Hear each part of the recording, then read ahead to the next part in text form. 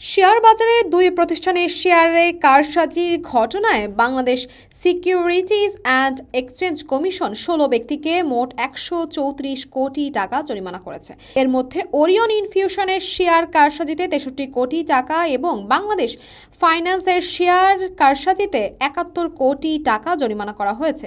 ২০২০ সাল থেকে ৩ আগস্ট থেকে ২০২১ সালের ২০ এপ্রিল পর্যন্ত শেয়ারের কারসাজি অভিযোগে ৮ ব্যক্তি এবং প্রতিষ্ঠানকে মোট ৭০ কোটি ৫৬ লাখ টাকা জরিমানা করা হয়েছে।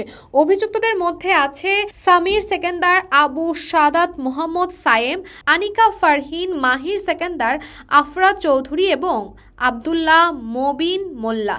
লেনদেনের নিয়ম ভাঙায় সিটি জেনারেল ইন্স্যুরেন্স এবং আনোয়ার গ্যালভানাইজিংকেও জরিমানা করা হয়েছে। শেয়ার কারসাজির দায়ে সংশ্লিষ্ট বিভিন্ন বিনিয়োগকারীকে ৬৩ কোটি ৬১ লাখ টাকা জরিমানা করা হয়েছে। বাংলাদেশের export import company limited, Beximco pharmaceuticals এবং শাইনপুকুর সিরামিক্সের গত ৫ বছরের বিশেষ অডিটের সিদ্ধান্ত নেওয়া হয়েছে। এই অডিটের উদ্দেশ্য হলো বাজারে কারসাজির অভিযোগ খতিয়ে দেখা।